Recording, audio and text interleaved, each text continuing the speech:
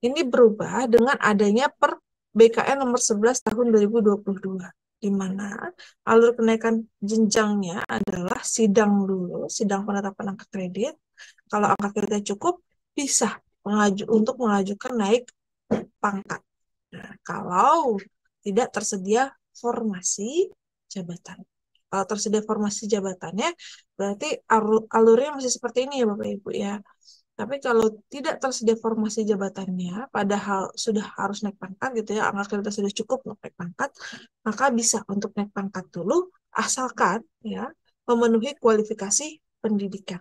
Jadi ketika naik pangkat dari muda ke madya gitu ya, dari 3D ke 4A gitu ya, bisa naik ke 4A asalkan sudah S2 gitu. Kemudian uji kompetensi, baru sidang, baru pelantikan. Ini sesuai dengan ini, pasal di dalam Per BKN nomor 11 tahun 2022, di mana pejabat fungsional yang tidak dapat diangkat ke dalam jenjang jabatan yang lebih tinggi karena tidak tersedia kebutuhan jabatan fungsional, ya, tidak tersedia formasinya, dapat diusulkan kenaikan pangkat setingkat lebih tinggi sebanyak 1 kali kenaikan pangkat. Jadi hanya boleh 1 kali doang naik pangkatnya gitu ya. Nanti kalau mau naik pangkat lagi harus naik jenjang dulu. Dengan mempertimbangkan kualifikasi pendidikan yang dimilikinya. Jadi kalau 4A harus S2. Kemudian ini adalah angka kredit dan rekomendasi pengembangan kompetensinya. Ya. Ini untuk yang konvensional.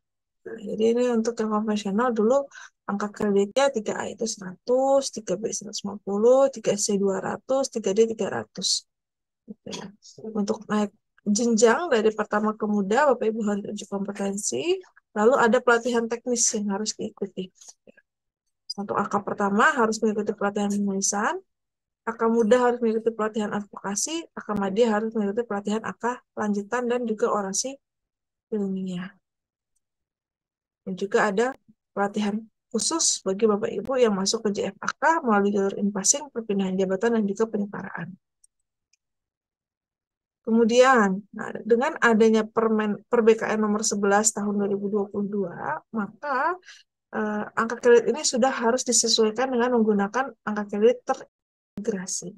Ya, jadi, di kebutuhan kenaikan pangkatnya dari 3A ke 3B itu 50, dari 3C ke 3D itu 100, dari 3A ke 4A ke 4B itu 150, 4B ke 4C itu 300. Ya. Dan yang 4D ke 4E adalah 200. Kalau untuk ini masih sama ya Bapak Ibu ya, syarat pelatihannya dan juga uji kompetensinya masih sama. Yang berbeda adalah angka kreditnya dari konvensional berubah menjadi terintegrasi. Kemudian, berdasarkan Permenpan 13 tahun 2019 dan Per BKN nomor 11 tahun 2022, maaf, untuk naik pangkat dan jenjang, ada unsur-unsur yang harus Bapak Ibu perhatikan. Gitu ya. Yang pertama, unsur kajian dan analisis. Ya. Ya, kita menyebutkan di dalam Permenpan 11, Per BKN 11 itu adalah tugas jabatan. Ya.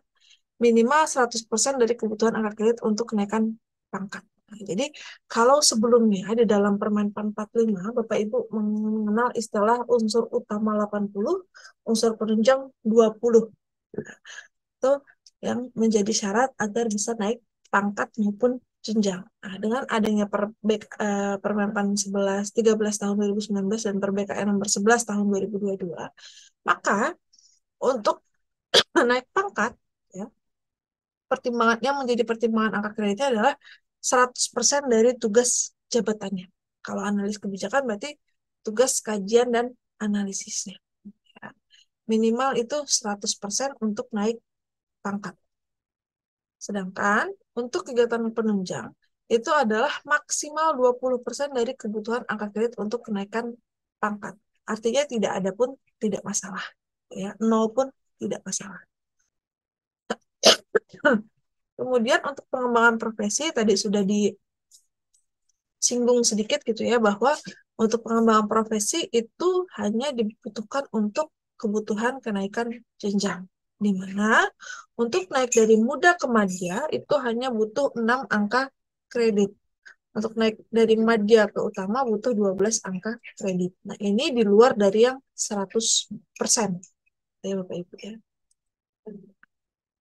Angka kredit dari pengembangan profesi yang dipersyaratkan untuk kenaikan jabatan tidak bersifat kumulatif dari perolehan angka kredit pada jenjang jabatan sebelumnya. Jadi kalau sebelumnya muda 6 gitu ya, kemudian di madianya berarti sisa 6 lagi ya Mbak supaya 12. Bukan ya Bapak Ibu ya, tapi di ahli mudanya harus 6, di ahli madianya harus 12.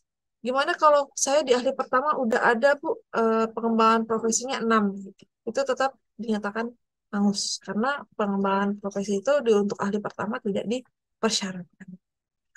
Misalnya adalah ketika ahli muda mengumpulkan angka kredit pengembangan profesi sebanyak 6. Jadi bukan tidak bersifat kumulatif dari perolehan angka kredit pada jenjang jabatan sebelumnya. Angka kredit dari pengembangan profesi menjadi angka kredit akumulasi pada jenjang jabatan yang sama. Nah, jadi ketika di muda itu kan ada muda 3A, muda 3C dan muda 3D gitu ya. Misalnya di 3C-nya mengumpulkan pengembangan profesi 3, kemudian di 3D-nya mengembangkan pengembangan profesi 3 juga. Kalau diakumulasi jadi 6, itu boleh karena masih dalam jenjang jabatan yang sama.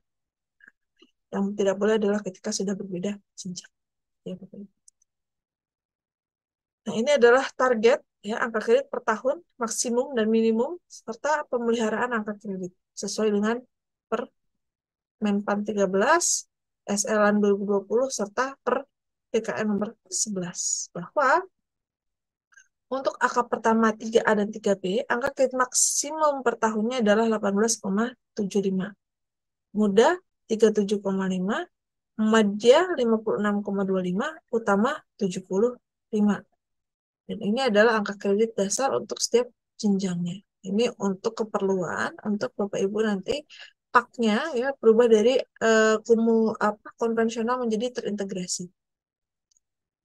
Kemudian ini adalah kebutuhan kumulatif untuk kenaikan pangkatnya. Dari 3A ke 3B butuh 50. Ya. Untuk naik jenjang, pemuda butuh 100. Dari 3C ke 3D atau 3B ke 3C untuk naik jenjangnya butuh 50 juga. Ya.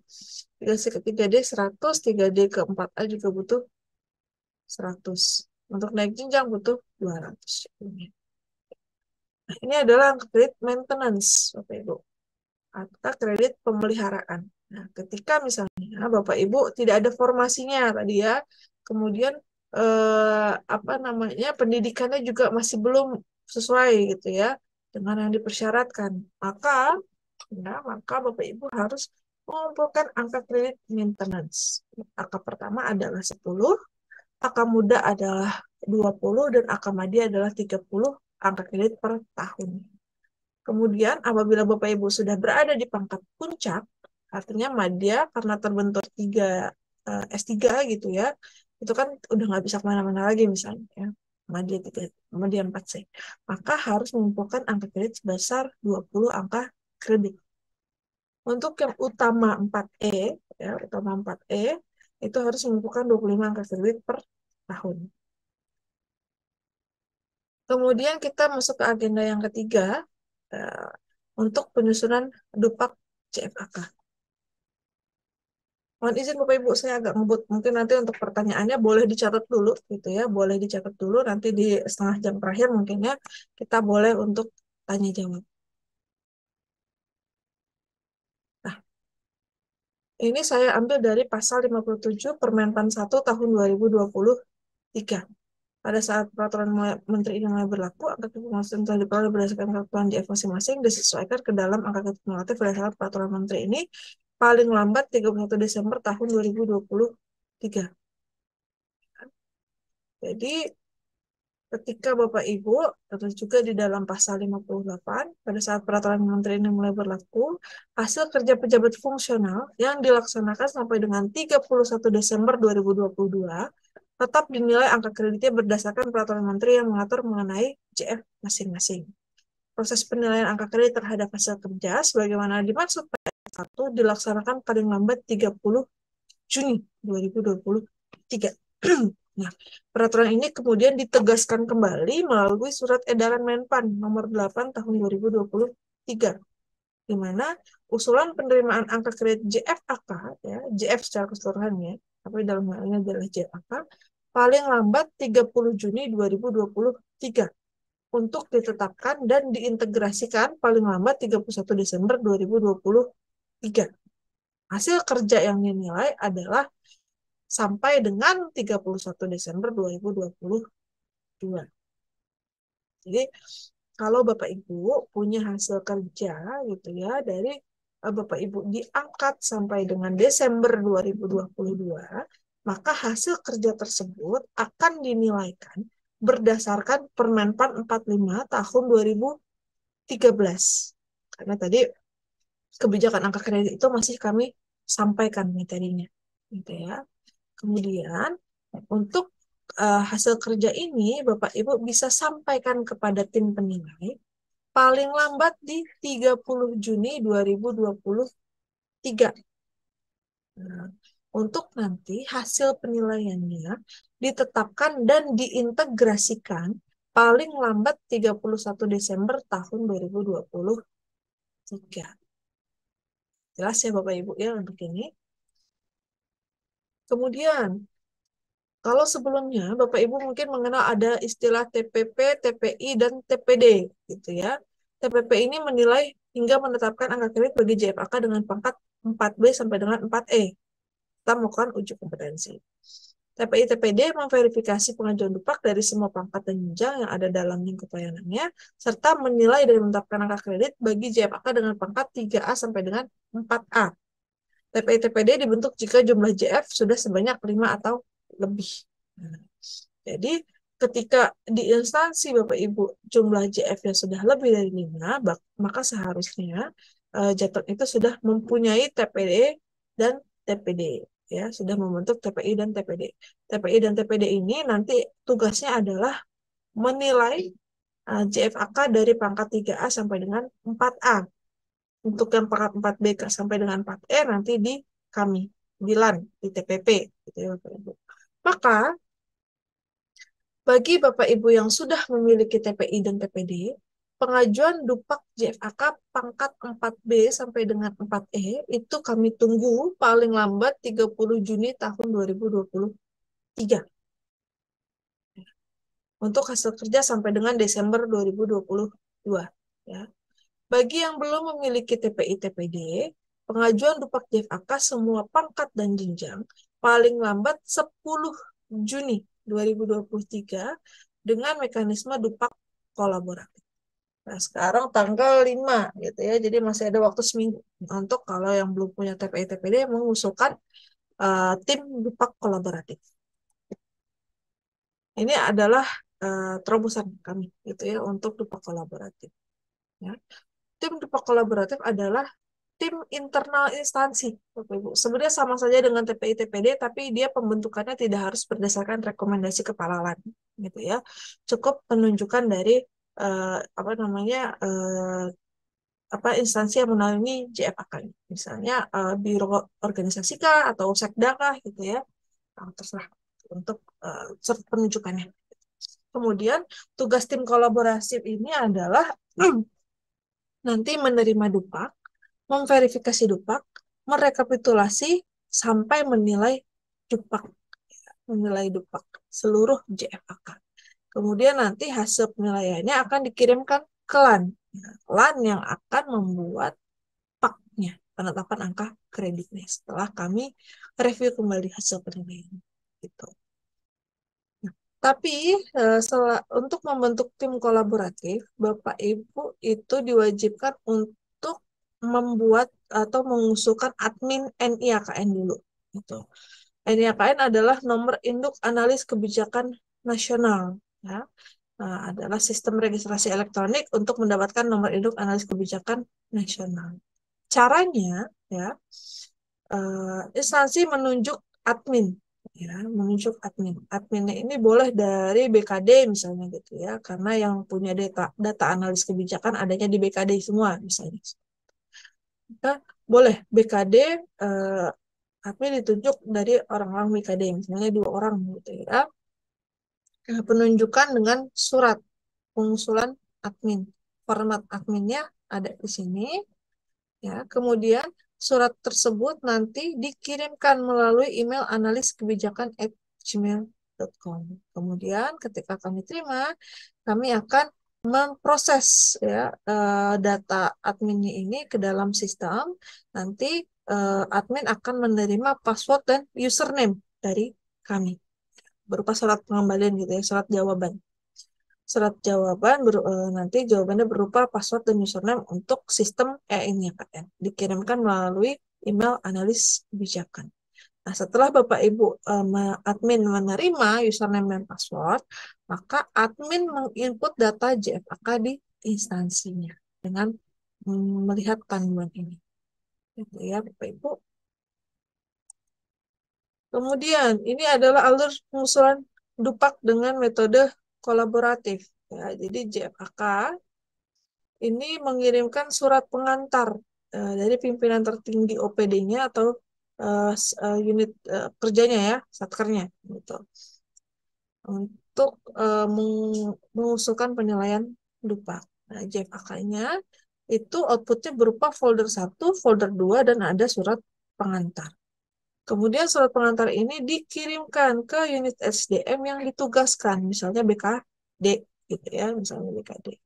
Nah, nanti BKD ini akan mengirimkan juga surat pengantar ke LAN yang isinya adalah ini, surat formulir rekap dan juga formulir penilaian dupaknya. LAN akan menerima surat pengantar dari BKD atau BKPSDM, kemudian LAN melakukan sidang dari hasil penilaian. Jadi sidangnya bukan di BKD, gitu ya, bukan di instansi masing-masing, tapi sidangnya di LAN. Nanti hasil sidangnya berupa PAK akan kami keluarkan. Nah, untuk angka kredit yang diusulkan adalah ketika Bapak Ibu penyetaraannya adalah hasil kerja yang dapat diajukan adalah setelah Bapak Ibu diangkat. Penilaiannya setelah 1 tahun diangkat. Tapi karena ini adalah akhir musim, maka ini tidak berlaku Bapak Ibu. Jadi walaupun belum 1 tahun Bapak Ibu diangkat, hasil kerjanya sudah bisa dinilai setelah Bapak Ibu diangkat. Gitu ya. Untuk usia produk yang bisa dinilai adalah 2 tahun terakhir.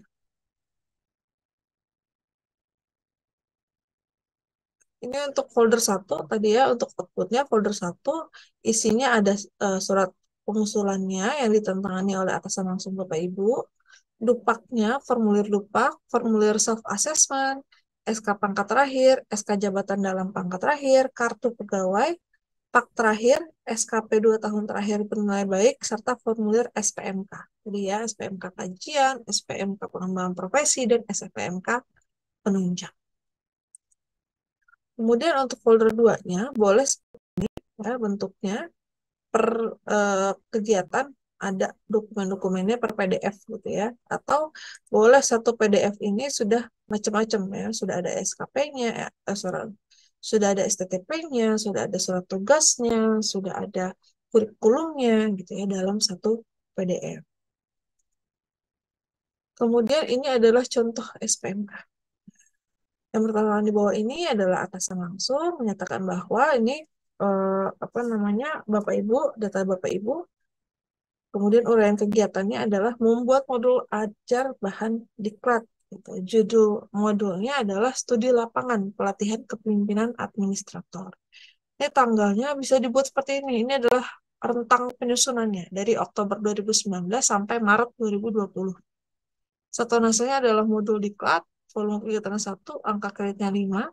Ini adalah buktinya, ya, dokumen bukti yang dilampirkan. Ya, ada modulnya, ada surat tugasnya, ada kurikulumnya, serta ada surat keterangan penggunaan modul oleh lembaga diklatnya. Kemudian ini adalah contoh dupaknya, formulir dupaknya. Ini yang lama diisi dengan angka kredit awal. Ini yang baru diisi dengan angka kredit yang diusulkan. Kalau tadi misalnya pengembangan profesi dari modul 10, maka di sini ditulis di kolom baru modul gitu ya, 10 angka kredit. Jadi yang ditulis adalah angka kreditnya ya Bapak Ibu, bukan jumlah dokumennya. Kemudian ini adalah dokumen self assessment. Nah, di dalam dokumen ini Bapak Ibu boleh menceritakan proses penyusunannya dari awal sampai akhir itu seperti apa. serta kontribusi dari masing-masing orang yang terlibat di dalam penyusunan. Kemudian ini adalah skema penilaiannya. Terlihat dari kompleksitas, kemanfaatan, tingkat dan bentuk publikasi, serta kepemimpinan. Kompleksitas dilihat dari keluasan cakupan dan tingkat kesulitan dari isu masalah kebijakan. Kemudian dilihat kemanfaatannya, apakah hasil kerjanya itu dimanfaatkan oleh pimpinan atau tidak. Untuk yang dokumen yang dipublikasikan, dilihat apakah publikasinya itu lokal, nasional, atau internasional. Dari kepemimpinannya ada dilihat dari peran yang dilakukan oleh analis kebijakan. Ketika disusun sendiri, misalnya lahan tetap gitu ya, disusun sendiri, maka seluruh angka kreditnya itu untuk individu tersebut. Ketika disusun secara kelompok, maka 100% dibagi dengan jumlah penyusun. Nah, kalau telaan staff nilainya angka kreditnya 5 gitu ya. Yang nyusun ada 2, berarti 5 dibagi 2. Berarti masing-masing 2,5 angka kredit, 2,5 angka kredit gitu. Kemudian kalau misalnya telaan staffnya disusun secara tim. Nah, kalau timnya berjumlah 2 orang, ketuanya 60%, anggotanya 40%. Berjumlah 3 orang, ketuanya 50%, anggotanya 25%, 25%. 4 orang atau lebih, ketuanya 40%, anggotanya masing-masing dibagi sama rata. Nah, sampai sini mungkin Bapak Ibu ada yang ingin ditanyakan dulu? Silakan.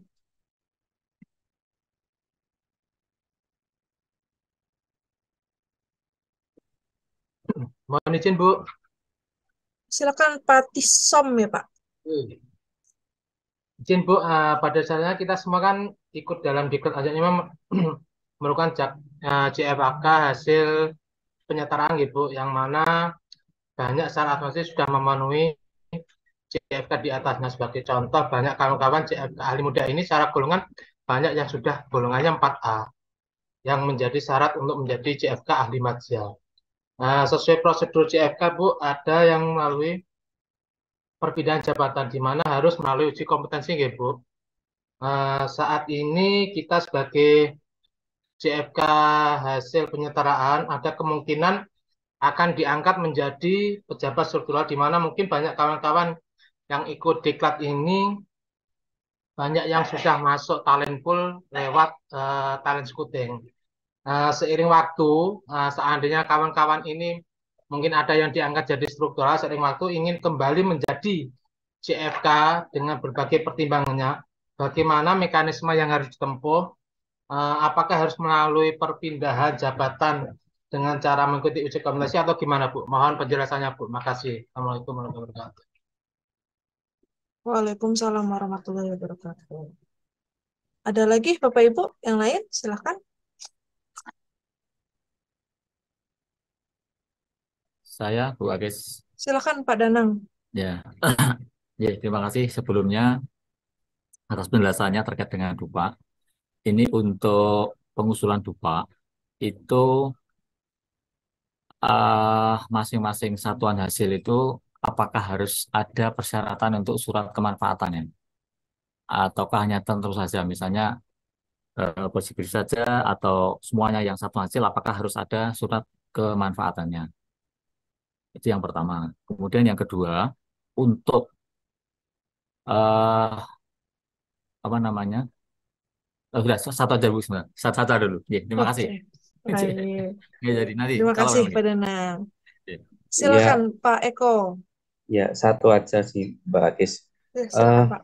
tahun 2022 kan, eh, mungkin aja singkatnya, apa dampaknya ketika kami yang angka hasil impasing ini tidak menyusun, tidak mengumpulkan angka kredit sampai dengan batas waktu pengumpulan Juni 2023.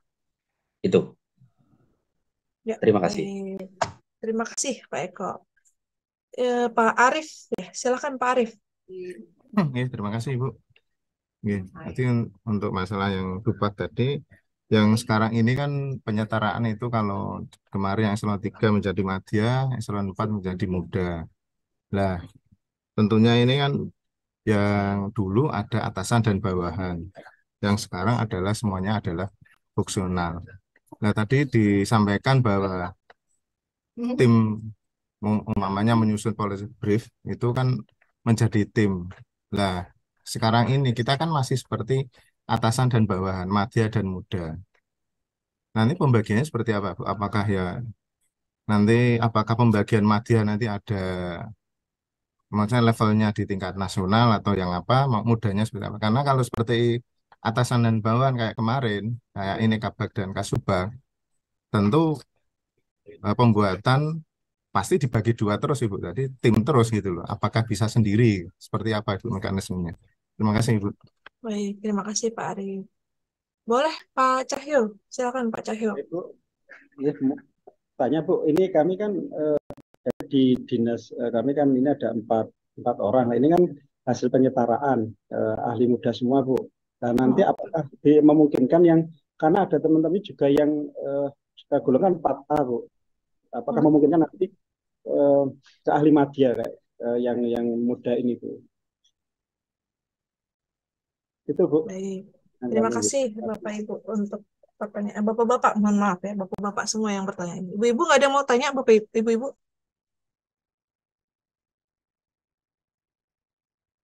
Belum ya? Baik, saya jawab dulu untuk pertanyaan bapak-bapak dulu ya. Yang pertama Pak Isom untuk pertanyaannya ketika ini banyak Bapak Ibu yang ternyata sudah masuk talent pool ya untuk kembali menjadi struktural gitu ya. Nah, kemudian kalau nanti setelah menjadi struktural misalnya ingin kembali menjadi JFAK gitu ya, misalnya ingin kembali menjadi JFAK, mekanismenya seperti apa? Nah, sebenarnya ketika menjadi struktural, Bapak Ibu itu bisa diberhentikan kembali, diberhentikan sementara atau bisa diberhentikan secara keseluruhan. Diberhentikan sementara, nanti ketika Bapak Ibu ingin kembali menjadi analis kebijakan, bisa, ya, bisa. Tetapi ya dengan angka kredit dan jenjang yang sama, gitu. Nah, itu yang kalau menurut saya sih kurang menguntungkan, gitu ya Bapak Ibu ya. Karena ketika Bapak Ibu misalnya struktural gitu ya, jadi setara eselon 2 misalnya, ya, ketika setara dengan eselon 2 yang tadinya eselon 3 gitu ya, maka kan Bapak Ibu bisa mengikuti perpindahan jabatan. Ketika mengikuti perpindahan jabatan eselon 2 itu yang misalnya ketika di struktural Bapak Ibu sudah sampai pangkatnya pada 4D misalnya seperti itu ya, Bapak Ibu bisa mengikuti perpindahan jabatan menjadi AK utama, gitu. Menjadi AK utama dengan angka kredit yang tentunya mengikuti AK utama juga. Jadi sebenarnya ada dua mekanisme itu Pak. Jadi nanti dilihat lagi kira-kira ya lebih menguntungkan yang mana. Ya, tidak ikut uji kompetensi, tapi jenjang jabatan angka kreditnya masih sama dengan sebelumnya, atau ikut perpindahan jabatan dengan uji kompetensi, tentunya disesuaikan gitu ya dengan jabatan yang saat itu diduduki. Seperti itu. Jadi itu dari saya, Pak Tisop. Ada yang ingin tanyakan kembali? Silakan. Ampun Bu. Baik, terima kasih Pak Song. Kemudian terkait pertanyaan Pak Danang, satuan hasil itu ada kemanfaatan. Jadi untuk tadi ya Bapak Ibu, kompetensi yang harus dimiliki seorang analis kebijakan kan adalah salah satunya adalah advokasi kebijakan, gitu ya. Bagaimana Bapak Ibu bisa mempengaruhi, gitu ya, bisa mempengaruhi, merubah pandangan para policy maker. Ketika Bapak Ibu membuat policy brief, Bapak Ibu kan pasti ada rekomendasinya, gitu ya. Nah, ini bagaimana Bapak Ibu mengadvokasi rekomendasi kebijakan yang sudah Bapak Ibu hasilkan agar digunakan oleh pimpinan. Itu adalah sebenarnya nilai yang ingin kami tangkap dari surat kemanfaatan. Itu terbuktinya kompetensi advokasi Bapak Ibu. Gitu. Ketika tidak ada surat kemanfaatan, gimana Mbak? Tetap bisa dinilai. Ya, gitu. Tetap bisa dinilai, tetapi ya akan ada pengurangan nilai karena ya untuk tadi kompetensi advokasinya tidak terpenuhi. Untuk setiap satuan hasil itu biasanya nilai kemanfaatan itu sebesar 40%-nya. Ya, 40%-nya itu adalah nilai kemanfaatan. Jadi kalau policy brief gitu ya, harusnya dapat angka kreditnya 10. Ketika tidak dimanfaatkan, maka hilang sudah 40% dari 10, yaitu 4 angka kredit. Maka angka kredit yang akan diperoleh maksimal itu hanya 6 angka kredit. Mungkin itu, Pak Danang. Baik, sudah jelas. Terima kasih Bu Agis. Baik, terima kasih Pak Danang. Nah, kemudian pertanyaannya Pak Eko ya Pak ya. Tahun 2022, apa dampaknya kalau Bapak Ibu tidak mengusulkan angka kredit? Ya. Nah, jadi ketika Bapak Ibu tidak memaksimalkan gitu ya untuk pengusulan dupaknya, maka ya Bapak Ibu menjadi tidak punya tabungan sebenarnya. Hanya itu saja gitu ya. Tidak punya tabungan dan hasil kerja sampai Desember 2022 menjadi hangus. Kalau misalnya nih Pak Eko saat ini mohon izin pangkatnya apa, angka kredit awalnya berapa Pak? 3D angka kreditnya 300. Udah Pak? Udah. Oke. Baik. Pak Eko muda, angka kreditnya 300. Ketika misalnya Pak Eko diangkat dari Desember 2021 sampai dengan Desember 2022 misalnya. Nah, Pak Eko kan sebenarnya kalau dari angka kreditnya masih bisa mengumpulkan angka kredit sebesar 37,5 angka kredit ya untuk angka maksimal angka muda gitu. Sehingga starting point awalnya ya, starting angka kreditnya ketika kita masuk ke SKP ya, nilai Pak Eko sudah 337,5. Sehingga untuk bisa menjadi maja itu kan butuhnya 100 lagi angka kreditnya Bapak Ibu ya. Butuh 100 lagi gitu ya untuk menjadi madya 4A ya. Maka Pak Eko sudah punya tabungan 37,5. Kurang berapa tuh? 62,5 lagi. Untuk penilaian SKP, tadi juga menjawab pertanyaan Bu Eni ya, yang di sesi awal ya. Itu adalah penilaian SKP itu dengan predikat. Ya, dengan predikat. Nah, predikatnya itu sangat baik, baik ya, cukup, itu kurang. Nah, ketika Pak Eko memperoleh predikat baik nilai SKP-nya, maka Pak Eko itu hanya memperoleh nilai 100% dari nilai koefisien untuk kenaikan jenjang. Nilai koefisien untuk jenjang muda itu adalah 25 angka kredit. Nah, jadi kalau Pak Eko per tahunnya angka kredit SKP-nya itu bernilai baik gitu ya, maka kurang lebih dengan angka kredit awal 337,5 dalam kurun waktu 3 tahun ke depan Pak Eko sudah bisa naik jenjang gitu menjadi 4A. Kalau misalnya Pak Eko tidak memanfaatkan ini waktu setahun ini, berarti kan starting point Pak Eko itu di angka minimal, yaitu 300 ya Pak ya. Maka untuk bisa naik jenjang butuh waktu 4 tahun. Ya, dengan nilai SKP baik selama 4 tahun berturut-turut. Gitu. Mungkin itu Pak Eko. Untuk dampak apakah ada sanksi dan lain-lain itu tidak ada Pak Eko. Ya, terima kasih. Sementara itu dulu. Baik, terima kasih Pak Eko.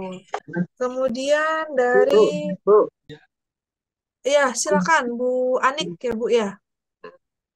Tadi menyambung yang disampaikan Pak Eko itu Bu. Jadi tadi Ibu jelaskan kalau untuk start awal kita 37,5 ya Bu ya untuk nilainya. Seandainya kan bisa jadi nih Bu, kita udah ngumpulin macam-macam gitu, tapi ternyata setelah diakumulasi nggak nyampe 37,5, itu gimana Bu? Konsekuensinya? Tidak masalah Ibu, karena paling tidak gitu ya, paling tidak Ibu sudah punya tambahan angka kredit gitu. Tambahan angka kredit, tidak di angka kredit yang minimal di pangkat 3D gitu. Karena kalau sebenarnya kalau dari kami gitu untuk penilaian SKP-nya nanti kemarin diskusinya adalah dengan periodik. Nah, kemudian apakah penilaian angka kreditnya akan lebih menguntungkan kalau dengan periodik misalnya, karena kan tidak harus penilaian SKP itu setahun gitu ya. tapi bisa per semesteran misalnya. Nah, dengan seperti itu apakah bisa kemudian naik pangkat yang harusnya 3 tahun bisa 2,5 tahun? Ya. Apakah bisa dimungkinkan untuk seperti itu? Nanti kita lihat gitu ya, Bu, ya. Dari peraturan Meskipun BKN-nya. posisi kepangkatan sekarang 4A gitu. Meskipun sekarang misalnya 4A, tapi dia masih muda gitu ya, Bu ya. Nah, tapi angka kreditnya adalah 300 tetap. Nah, maka Bapak Ibu tetap harus mengumpulkan angka kreditnya 100 lagi, Bu, untuk bisa naik menjadi Madya. Itu. Mungkin itu, Bu Ani. Oh, nyambung satu lagi Mbak terkait dengan naik jenjang. Boleh, Apakah silakan. begitu mudah pangkat akademik terpenuhi langsung bisa naik madya? Apakah bukannya madya itu juga satu jabatan yang memang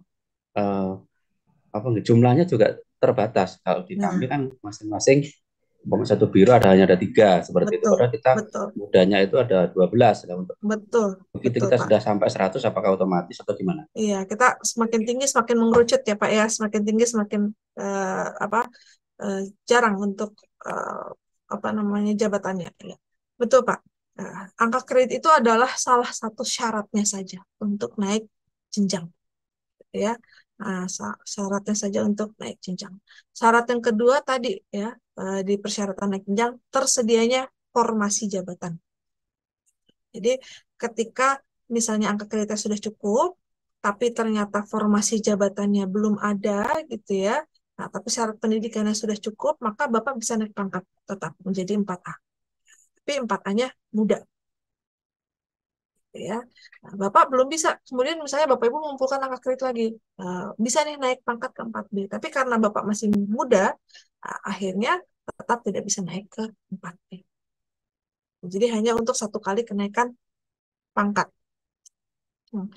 Kalau misalnya ternyata tidak tersedia formasi, Bapak Ibu bisa misalnya mengajukan untuk revisi formasi, ya, atau mungkin bisa untuk mengajukan untuk rotasi mutasi, ya, ke dinas lain, misalnya ke OPD lain yang tersedia formasi madya yang kosong, atau menunggu sampai yang madyanya mungkin beralih menjadi struktural lagi gitu ya.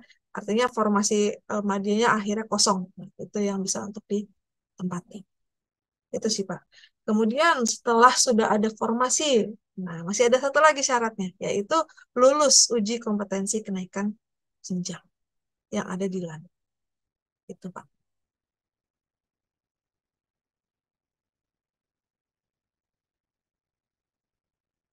Ada lagi, Pak Eko, Bu Anik?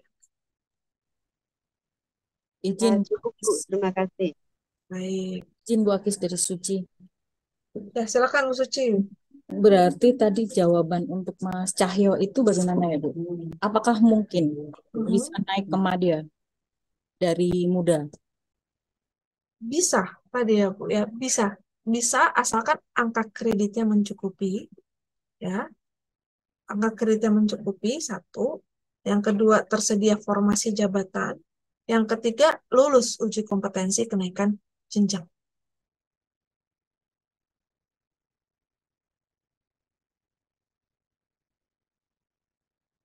Ada lagi? Satu lagi Mbak, Silakan, maaf Pak. banyak nanya.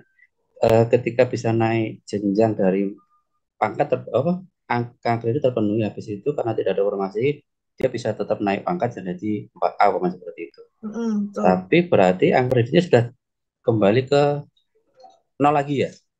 Betul, Pak. Oh. Nah, nanti Bapak ketika itu kan berarti harus ada angka kredit pemeliharaan. Karena kan formasinya masih ini ya Pak ya, masih di muda gitu ya. Tiap Ya. tahunnya ada angka kredit pemeliharaan. Berarti untuk mengejar ketika nanti ada formasi madya yang kosong, berarti kita harus penuhi 100 lagi seperti itu. Enggak. Atau Nanti ketika sudah tahunnya? ada sudah ada formasi yang kosong, berarti silakan saja Bapak tekin dulu gitu ya ke bagian SDM-nya bahwa saya yang ingin ini, tolong saya misalnya didaftarkan untuk uji kompetensi seperti itu. Oh, tinggal Atau uji mungkin kompetensi ya. atau mungkin uji kompetensi dulu boleh gitu Pak, uji kompetensi dulu, tapi pastikan bahwa di 6 bulan ke depan formasinya akan kosong. Gitu. Karena untuk uji kompetensi itu hasilnya dia kadaluarsa dalam kurun waktu 6 bulan, gitu Pak. Oke, oke. Iya, ya. Terima kasih. Baik. Izin Bu tanya Bu. Ya silakan Bu Eni. Ini tadi kan gini, kita itu kan dari penyetaraan ya, yang mayoritas tadi udah disampaikan teman tadi Pak Tisom itu golongan puncak, pangkat puncak 4A. Dan sebenarnya dengan penyetaraan ini kami cukup dirugikan gitu ya, karena dengan pangkat puncak ini kami hanya dihargai 300 sama seperti yang golongan 3 gitu loh. Sementara kalau 4A itu kan sebenarnya sudah nilainya 400 ya harusnya ya. Ya, Sudah betul. madya gitu loh. Nah ini kan kita mengumpulkan angka kreditnya harus berapa Bu? 400 apa 550 untuk sampai ke madya. Kita yang golongan 4A ini. Jadi kami itu golongan udah 4A, tapi nilai angka kreditnya masih 300 gitu loh. Ini kira-kira kewajiban kami itu hanya 100 atau yang 550. 100 menjadi 400 itu 300 plus 100 menjadi 400 atau 300 plus tadi jadi 550, 250. Ya. Mohon pencerahannya, matur nuwun. Baik Bu Eni, karena memang penyetaraan ini kan dia berangkatnya adalah dari pangkat sebelumnya ya Bapak Ibu, dari jabatan sebelumnya ya, dari jabatan sebelumnya. Ketika dia eselon 3A gitu ya, pasti disetarakannya adalah madya apapun pangkatnya gitu ya. Kemudian ketika dia eselon 4 disetarakannya pasti muda apapun pangkatnya. Yang membedakan adalah masa kepangkatan dan angka kreditnya. Nah, tapi untuk eselon 4 yang sudah berada di pangkat puncaknya gitu ya, maka dia tetap akan disetarakan menjadi AK muda gitu ya. Eselon 4 tetap akan disetarakan menjadi AK muda dengan pangkat puncak angka kredit puncak juga di muda yaitu 300. Ya. Angka kredit puncak di muda itu adalah 300. Maka yang harus Bu Eni lakukan adalah menormalisasikannya dulu. Ya, menormalisasikannya seperti apa? Kalau saya 4A berarti saya harus madya. Kalau saya harus madya berarti nilai angka kredit saya harus 400. Madya 4A itu harus 400. Jadi yang dikejar itu adalah 400-nya dulu. Gitu ya. Nah, kalau sekarang sudah punya 300, harus nyampe 400, berarti kurang 100 lagi. Gitu. Ketika sudah 100, baru saya kejar untuk naik madyanya dengan formasi dan uji kompetensi. Kalau Ibu sudah normal gitu ya, sudah berada di kepangkatan dan kejenjangan dengan angka kredit yang sudah normal, yaitu madya 4A dengan angka kredit 400, baru Ibu bisa mengejar untuk naik pangkatnya menjadi 4B dengan angka kredit 550. Seperti itu, Bu Eni. Bu Agnes, Ya, halo. silakan Pak. Gini Bu, terkait dengan tadi penyetaraan tadi, kalau di Sekda, kebetulan di Sekda beda dengan yang di Bu Suci. Bu Suci itu kan di Sporapar itu kan nggak punya madya. Kalau di kami itu kan ada penyetaraan yang di Sekda itu ada penyetaraan yang madya. Ya. Gini Bu, pertanyaannya, apakah kan formasi itu tidak melulu harus mengisi jabatan koordinator ya? Formasi itu kan bisa macam-macam. Apakah mungkin apakah mungkin subkoordinator itu tetap dengan jabatan madya gitu Bu? Jadi tetap mengisi formasi yang madyanya, tapi dia tetap subkoordinator gitu. Karena kan kalau di Sekda itu kan ada ada yang penyetaraan di itu di Madya itu. Hmm. Terima kasih, Bu. Baik, terima kasih Pak Cahyo. Jadi sebenarnya Bapak Ibu, dengan dikeluarkannya Permenpan berapa? Permenpan 7 tahun 2022, ya, penugasan subkoordinator dan koordinator itu sudah tidak ada lagi, Pak. Sudah tidak ada lagi, gitu ya.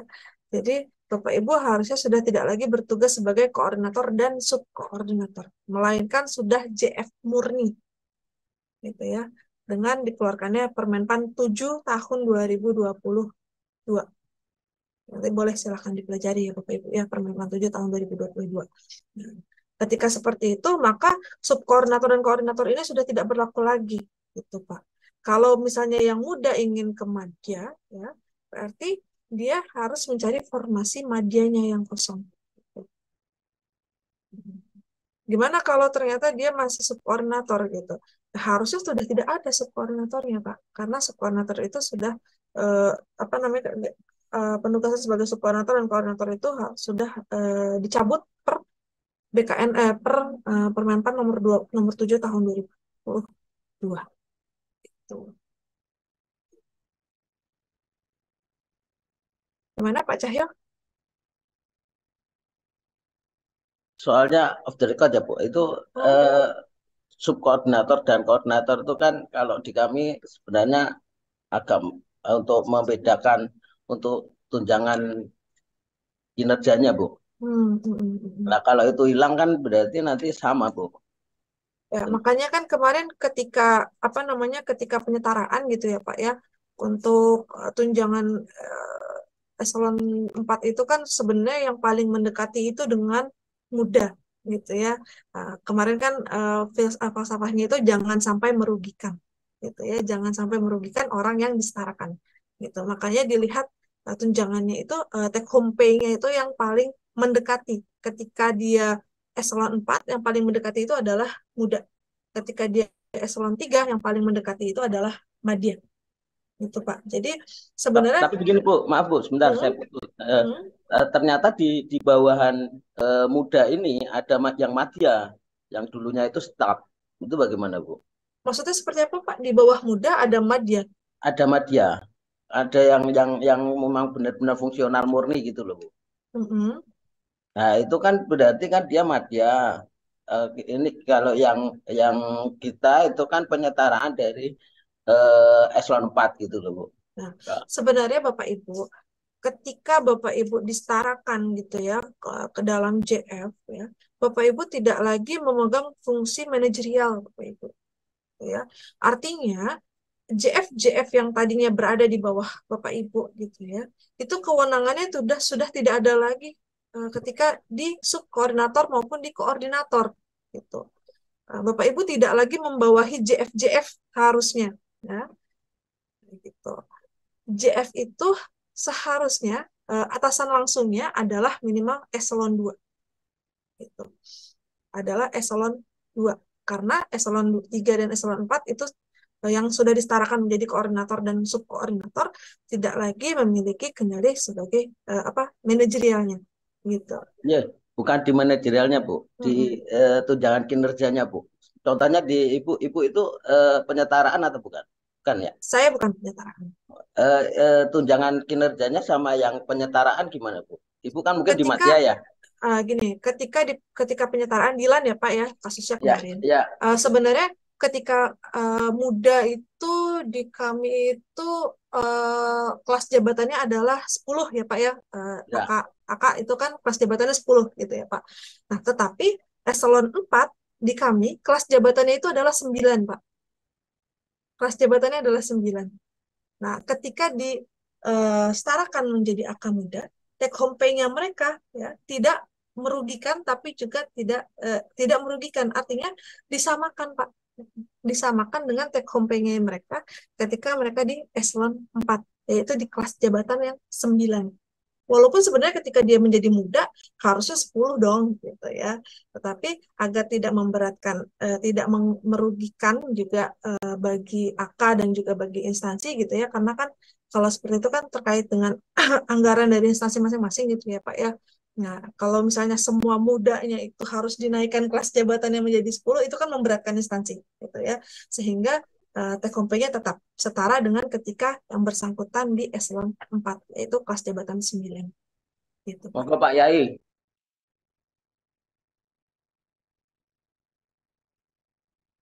Masih di mute, Pak. Halo, itu Pak Budi sudah raise hand itu. Halo, Ya, ya. Ya, sudah Pak. Bu Siva begini. Tadi sampai menyambung yang disampaikan oleh CS kami itu Mas Cahyo. Sebenarnya permasalahannya itu memang berbeda, Bu. Jadi yang disampaikan Mas Cahyo dengan saya kebenaran pernah di inspektorat menangani dua fungsional, yaitu auditor dan P2UPD. Kasusnya memang berbeda dengan fungsional yang kita diangkat yang analis kebijakan ini. Ya.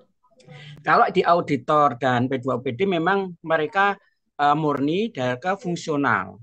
Tata aturannya pakai secara fungsional. Tapi yang kita ini, yang analis kebijakan ini kan ibaratnya nututi layangan pedot.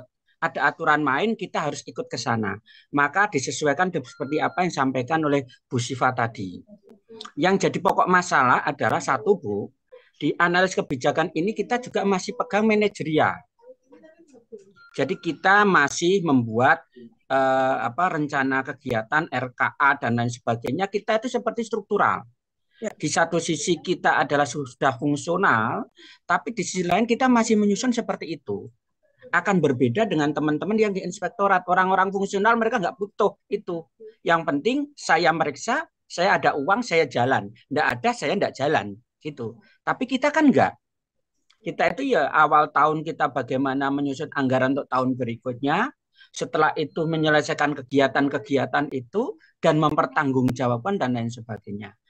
Kemudian yang kedua, fungsi kebijakan media di sini yang disampaikan oleh koordinator yang dalam hal ini mestinya sudah tidak ada lagi, dan saya setuju Bu Siva bahwa yang namanya fungsional sudah di bawah kendali eselon 2, bukan di bawah kendali eselon 3 lagi mestinya, tapi di saja masih jalan.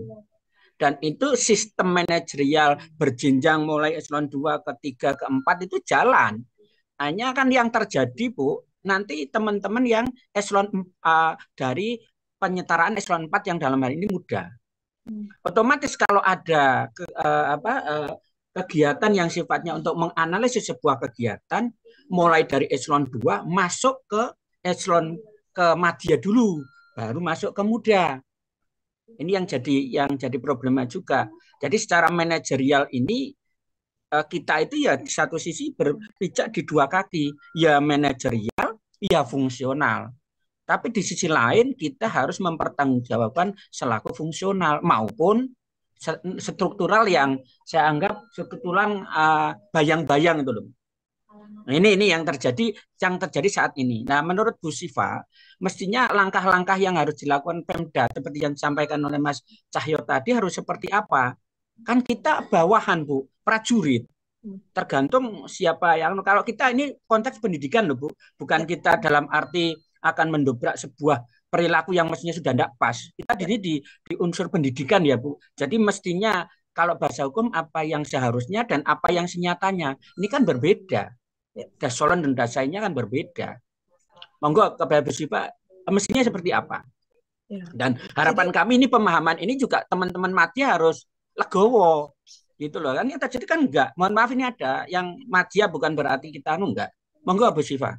Ya, baik Pak. Terima kasih Pak Budi. Sebenarnya ini adalah kekhawatiran tidak hanya di Jateng saja Pak, tapi hampir di seluruh instansi yang melakukan penyetaraan gitu. Karena memang walaupun dikatakan sudah seharusnya tidak ada koordinator dan subkoordinator, tapi pada kenyataannya mereka tetap menjalankan tugas-tugas manajerialnya. Gitu ya. Pada kenyataannya tetap menjalankan tugas manajerialnya. Nah, sebenarnya kan awalnya gitu ya, awalnya Menpan itu bercita-cita dengan Permenpan 17 itu koordinator dan subkoordinator itu hanya sebagai jembatan saja gitu ya. Ini sifatnya sementara sebagai jembatan sebelum Bapak Ibu beradaptasi untuk benar-benar menjadi JF murni gitu. Maka ketika di Permenpan 7 gitu ya, koordinator Permenpan 7 tahun 2022, koordinator dan subkoordinator itu pada kemudian dihapuskan karena dianggap sudah selesai adaptasinya, gitu ya. Sudah selesai adaptasinya. Nah, setelah dikatakan sudah selesai adaptasinya, Menpan juga mengeluarkan Permenpan 6 tahun 2022 ya kan, tentang kinerja gitu ya, SKP. Tentang SKP di mana mereka punya gitu ya untuk menggantikan fungsi koordinator dan subkoordinator itu dengan ada yang namanya apa kalau itu semacam ketua kelompok gitu ya, semacam ketua kelompok untuk setiap kegiatan-kegiatan yang dilakukan gitu. Nah, katanya untuk lebih birokrasi yang lebih agile gitu ya. Jadi bisa dari mana saja ikut untuk menyelesaikan satu kegiatan misalnya seperti itu. Nah, kemarin ya salah satu juga yang jadi pembahasan itu di Menpan adalah ini ada di Permenpan 1 tahun 2023 Pak. Gitu. Ketika ini mungkin nanti di pembahasan mungkin saya lanjut dulu untuk materinya ya Bapak Ibu ya. Ini di materi saya ada untuk SKP ya Permenpan 6 tahun 2022 di mana untuk SKP Permenpan 6 tahun 2022 itu adalah dari ekspektasi pimpinan gitu ya, ada dialog antara atasan dengan bawahan. Nah, contohnya adalah ini ya, berangkat dari PK perjanjian kinerja misalnya JPT ya, JPT dalam hal ini eselon 1-nya eselon 2-nya di unit gitu ya, misalnya di pusaka saja gitu. Salah satu PK di kepala pusaka itu adalah jumlah analis kebijakan yang dikembangkan kompetensinya gitu ya, jumlah analis kebijakan yang dikembangkan kompetensinya. Kemudian di kami masih ada eselon 3 Pak, kami masih ada eselon 3 gitu ya. Kemudian di eselon 3 ini mereka mengcascading lagi, dicascading lagi gitu ya. Kira-kira dari mengembangkan kompetensi itu kegiatannya apa saja gitu ya. Kegiatan pengembangan kompetensinya apa saja? Misalnya ada BIMTEK gitu ya, BIMTEK karya tulis ilmiah, ada BIMTEK advokasi misalnya seperti itu. Nah, kemudian kalau yang sudah ada tidak ada eselon 3-nya gitu ya, ini bentuknya adalah ketua tim kerja. Jadi yang tadinya fungsi manajerial gitu ya digantikan dengan ketua tim kerja. Mereka yang akan bertugas gitu ya mengetuai untuk kegiatan pengembangan kompetensi gitu ya, pencapaian PK untuk jumlah analis kebijakan yang dikembangkan kompetensinya. Nah, ketua tim kerja ini bisa dibagi-bagi misalnya untuk BIMTEK pelaksanaan BIMTEK penyusunan karya tulis ada ketuanya sendiri. Terus BIMTEK advokasi kebijakan misalnya ada ketuanya sendiri. Jadi ketua ini pun tidak harus dari akah madya, bisa saja akah muda gitu ya menjadi ketua tim kerja. Kemudian anggota tim kerjanya ini adalah yang melaksanakan kegiatannya, gitu ya. Nah, melaksanakannya seperti apa? Ya, melaksanakan BIMTEK-nya itu ada dikaitkan dengan tugas-tugas analis kebijakannya. Misalnya dari awal perencanaan, kita membuat telaan staf mengenai kurikulum BIMTEK, gitu. Membuat telaan staf tentang rencana gitu ya, rencana kegiatan penyelenggaraan BIMTEK misalnya. Kemudian di tahap pelaksanaan misalnya kita menjadi pengajar di dalam BIMTEK gitu ya, JF menjadi pengajar di dalam BIMTEK itu kan juga ada gitu ya sebagai butir kerja analis kebijakan. Kemudian hasilnya adalah misalnya laporan monitoring ya kebijakan pengembangan kompetensi JF misalnya gitu ya di tahap akhirnya. Jadi itu masih berkaitan dengan ekspektasi pimpinan, masih berkaitan dengan PK pimpinan, tapi tetap yang dikerjakan adalah tugas-tugas analis kebijakan. Gitu. Ini adalah untuk contoh tadi cascading kerja dari pembagian peran hasil dari atasan ke bawahan, gitu ya Bapak Ibu ya. Ini contoh SKP-nya bisa dengan kuantitatif maupun dengan yang kualitatif. Gitu. Yang membedakan adalah ketika ini jumlah gitu ya, jumlah analis kebijakan yang dikembangkan kompetensinya, maka menggunakan ini SKP yang kuantitatif. Nah, ketika ininya adalah misalnya pengembangan kompetensi analis kebijakan bernilai baik, misalnya seperti itu, maka bisa dengan metode kualitatif. Jadi bisa disesuaikan untuk SKP-nya, mau SKP kuantitatif atau kualitatif. Juga ada penilaian ini core value ASN berakhlak gitu ya Bapak Ibu ya. Kemudian untuk penilaian kinerjanya sesuai dengan Permenpan 1 tahun 2023 di mana ya ini paling lambat berlaku sampai 31 Desember 2023. Dengan adanya Permenpan 1 itu menghapus butir kegiatan dan angka kreditnya. Kemudian menghapus juga pengajuan dupak dan menggantikannya dengan SKP. Menyediakan tim penilai instansi daerah serta menjadikan tim penilai pusat dan menggantikannya dengan tim penilai kinerja. Nah, untuk tim penilai kinerja ini siapa, tugasnya apa, ini juga masih belum ada gitu ya Bapak Ibu ya. Belum dijelaskan gitu secara lebih detail.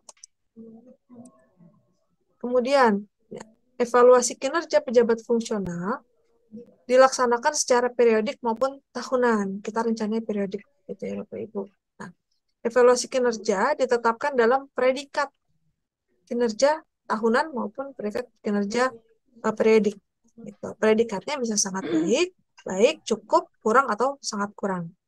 Penetapan predikat dilakukan oleh pejabat penilai kinerja. Dalam hal ini adalah atasan langsung JFAK, eselon 2. Kemudian, predikat kinerja sebagaimana dimaksud dikonversikan ke dalam angka kredit dengan ketentuan predikatnya sangat baik, dapat 150% dari koefisien angka kredit tahunan sesuai dengan jenjang JF-nya. Untuk pemberian predikat sangat baik, ini dibatasi sebesar 10% dari jumlah pegawai di unit kerjanya. Gitu ya. Jadi tidak boleh lebih dari 10% yang memperoleh predikat sangat baik. Kemudian baik ditetapkan nilai kuantitatif sebesar 100%. Cukup 75%, kurang 50%, sangat kurang 25%. Dalam hal pejabat fungsional memperoleh ijazah pendidikan formal yang lebih tinggi, diberikan tambahan angka kredit sebesar 25% dari angka kredit kumulatif kenaikan pangkat sesuai dengan jenjang untuk 1 kali penilaian. Dengan predikat kerja paling rendah bernilai baik. Ini adalah koefisien angka kredit tahunannya. Ya. Ahli utama koefisiennya 50, madya 37,5, muda 25, pertama 12,5. Jadi kalau misalnya Bapak Ibu ahli muda, angka kredit nilai SKP-nya sangat baik, maka bisa dapat 37,5 angka kreditnya. Bapak Ibu ahli muda, kemudian predikat SKP-nya butuh perbaikan, maka dapat angka kreditnya hanya 18,75. Ya, ini untuk konversinya. Kemudian, pada saat peraturan ini berlaku, pejabat fungsional yang diangkat melalui penyetaraan pada instansi pemerintah tanggal 1 Januari 2022 sampai dengan 31 Mei 2022, ya, yang akan naik pangkat pada periode kenaikan pangkat April dan Oktober 2023 dapat dipertimbangkan untuk diberikan kenaikan pangkat reguler 1 kali pada pangkat puncak dalam jabatan administrasinya. Ya.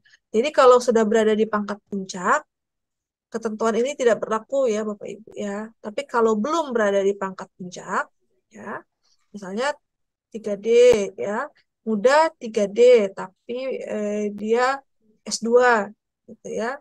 Udah 3D tapi S2 artinya dia masih bisa ke 4A gitu ya, 4A. Nah, kemudian dia diangkat 1 Januari sampai dengan 31 Mei. Dia di rentang waktu ini pengangkatannya. Maka bisa untuk mengajukan kenaikan pangkat reguler pada periode April dan Oktober 2023. Atau bisa mengajukan kenaikan pangkat karena penyesuaian pendidikan. Nah, itu juga bisa dilakukan. Kemudian dalam hal pejabat fungsional tidak mendapatkan kenaikan pangkat reguler sebagaimana dimaksud, dapat dilakukan apabila telah memperoleh angka kredit kumulatif. Jadi kalau bukan termasuk pada yang tadi klausul yang di huruf ayat 1 gitu ya, maka Bapak Ibu harus mengumpulkan angka kredit kumulatif. Yang tadi 400, 550 untuk bisa naik pangkat. Penilaian angka kredit kumulatif sebagaimana dimaksud dihitung sejak dilantik dalam JF. Pada saat peraturan menteri ini mulai berlaku, dalam hal terdapat ketidaksesuaian antara kegiatan tugas JF dengan tugas dan fungsi organisasi. Ini ya tadi yang berdasarkan tadi pertanyaan Pak siapa mohon izin. Jadi ya Pak, untuk Pak Budi ya Pak ya, untuk tadi pekerjaan yang tidak sesuai.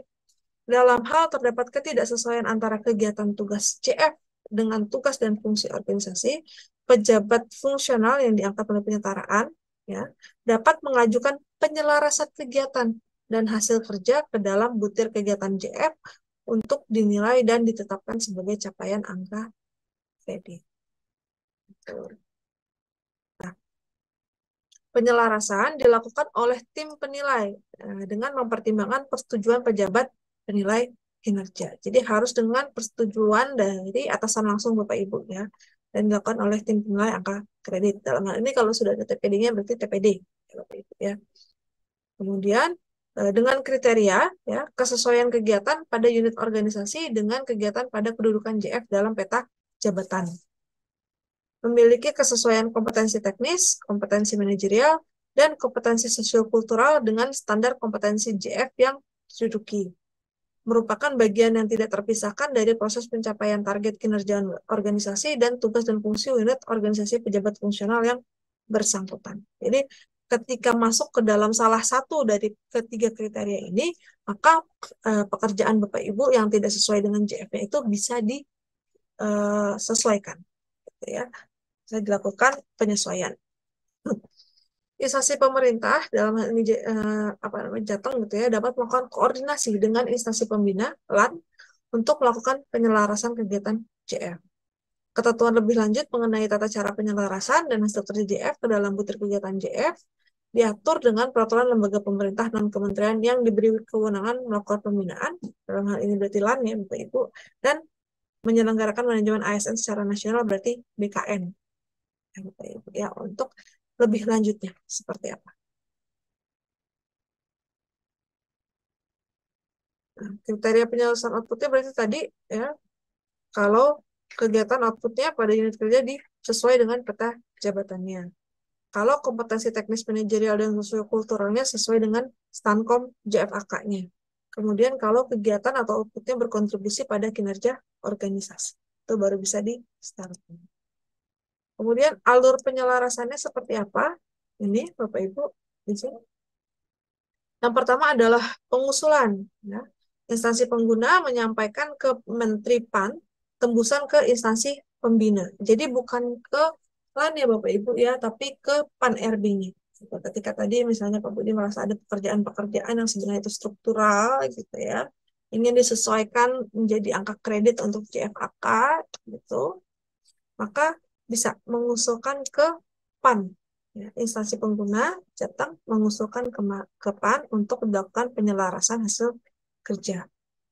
Nah, ini proses opsionalnya. Yang kedua, instansi pengguna bisa juga berkoordinasi dengan instansi pembina dalam hal mana sih kegiatan-kegiatan yang bisa diselaraskan, mana sih kegiatan yang tidak bisa diselaraskan. Ya. Kemudian masuk proses pembahasan dan keputusan. Menpan akan melakukan pembahasan dan penyelarasan dengan instansi pengguna dan instansi pembina. Jadi kita akan duduk bertiga gitu ya Bapak Ibu ya, instansi pengguna, instansi pembina, dan juga Menpan untuk melakukan pembahasan dan penyelarasan hasil kerja Bapak Ibu. Kemudian hasil kerja yang sudah diselaraskan akan diputuskan dalam 14 hari kerja oleh Menpan. Nah, hasil keputusannya akan digunakan oleh instansi pembina sebagai dasar perhitungan angka kredit selama JF yang bersangkutan masih pada unit tersebut. Ini contohnya ya, hasil kerjanya adalah menyusun konsep tentang surat menteri tentang persetujuan penyetaraan jabatan. Kegiatannya dia menyediakan rekomendasi kebijakan dalam bentuk telaan staf. Angka kreditnya 5. Ini sesuai, maka bentuknya 5. Menyelaksanakan tugas kesekretariatan panitia antar kementerian atau lembaga penyusunan Raperpres mutasi JPT nasional. Nah, ini butir kegiatannya adalah menyelenggarakan konsultasi. Nah, ini sebenarnya sesuai, tapi bentuknya mungkin bukan hasil konsultasi misalnya seperti itu. Maka tidak sesuai, tapi masih 50% gitu ya, setengah sesuai, agak sesuai gitu ya. Maka angka kreditnya adalah 2,5. Menyusun laporan penggunaan anggaran. Nah, ini tidak ada yang sesuai dengan butir kegiatan di analisis kebijakan. Maka nilainya adalah 0. Mungkin itu agar bisa menjawab pertanyaan Pak Budi. Sampai sini kita masih punya waktu 6 menit, Bapak Ibu. Saya buka mungkin 2 pertanyaan lagi. Silakan, Bapak Ibu, kalau ada yang ingin tanyakan.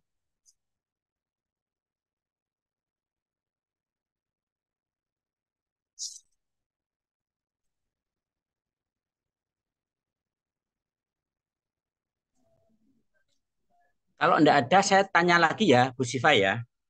Biar untuk teman-teman ini. Sesuai yang tadi saya sampaikan berlanjut, tadi yang dijelaskan oleh Bu Siva itu permasalahannya saya sudah tahu. Tapi yang jadi permasalahan sekarang begini, Bu Siva. Misalnya ada sebuah masukan atau kita diminta untuk melakukan analisis sebuah kegiatan atau kebijakan. Biasanya kalau di tempat kami itu dari Sekda turun kepada Kepala Biro Kesra. Kalau setahu saya, apabila analisis itu tadi adalah tim adalah katakan tim kerja, mestinya Kepala Biro Kesra itu mendisposisi kepada tim itu untuk melakukan analisis dan itu nanti yang akan mendapatkan nilai angka kredit. Logikanya kan begitu, Bu Siva. Tapi sekarang kan enggak. Jadi dari Kepala Biro masuknya ke Madya. Madya dispunya lagi ke Muda. Kita yang melakukan analisis, tapi nanti Madya dapat angka kredit juga. Ini problem yang ada sekarang. Jadi sistem manajerial seperti dulu itu masih jalan. Jadi belum murni seperti yang Bu Siva sampaikan. Kira-kira kalau demikian bagaimana solusinya, Bu Siva? Atau non? Ya, baik, Pak Budi. Jadi untuk yang seperti ini, sebenarnya ini mohon maaf, untuk di Jateng sendiri apakah sudah terbentuk TPD-nya, Pak? Tim penilai daerahnya? Sudah ada ya? Bu, baru aja. Ya. Baik.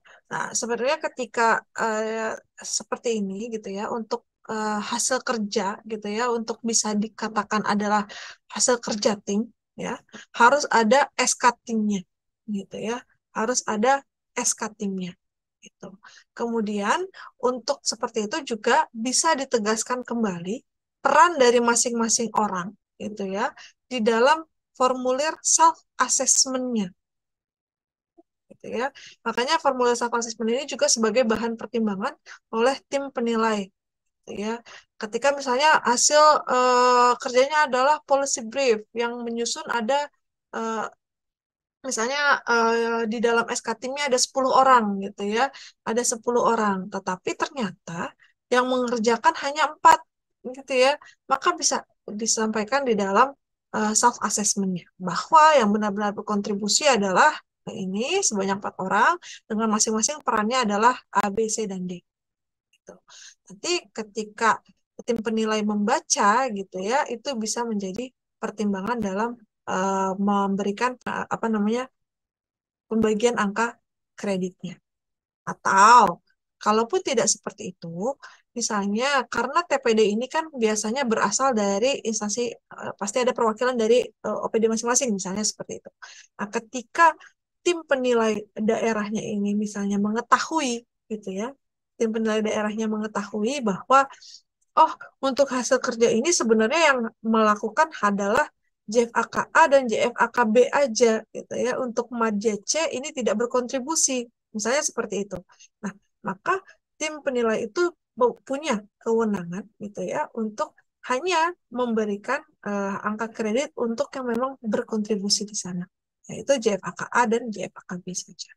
Terlepas dari misalnya surat tugasnya ternyata berlima gitu ya. Terus surat tugasnya ternyata berlima. Tapi ternyata kalau tim penilainya tahu bahwa yang berkontribusi hanya berdua, ya, maka itu bisa menjadi pertimbangan untuk memberikan nilai hanya untuk 2 orang itu saja.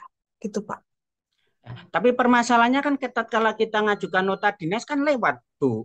Jadi saya selaku muda lewat media baru ke biro, tidak bisa kita langsung. Ya. Lah begitu lewat mereka kan paham loh, ngejok ke angka kredit, ya aku ya melu, gimana?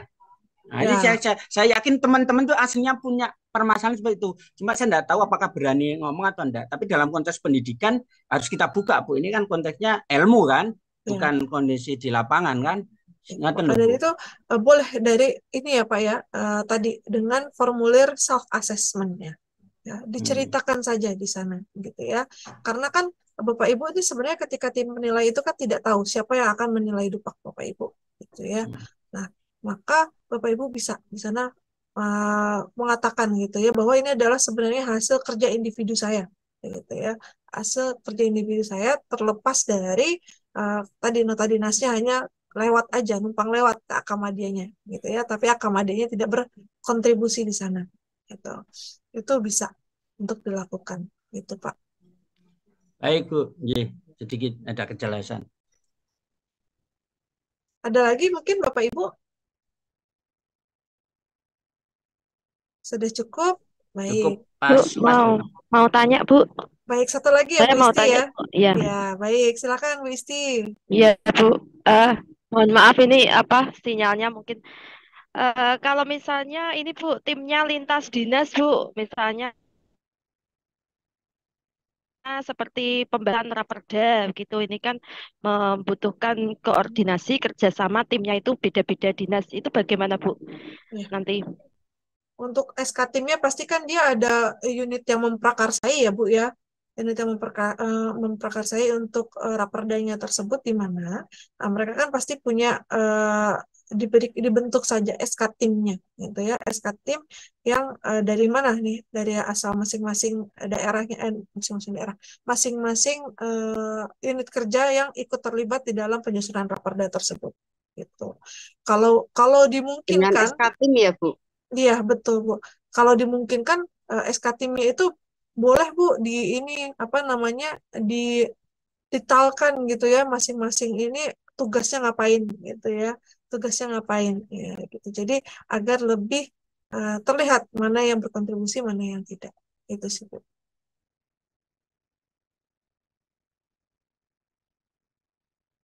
Baik. Mungkin cukup dari saya, Bapak Ibu. Saya mohon izin untuk undur diri. Kurang lebihnya saya mohon maaf yang sebesar-besarnya apabila dalam penyampaian maupun dalam pemberian jawaban saya ada yang kurang berkenan bagi Bapak Ibu. Ya. Saya sekali lagi secara pribadi dan juga mewakili Mbak Syifa mungkin ya, mohon maaf. Gitu. Terima kasih atas atensinya. Wabillahi taufiq wal hidayah. Wassalamualaikum warahmatullahi wabarakatuh. Saya kembalikan ke Pak Tirta.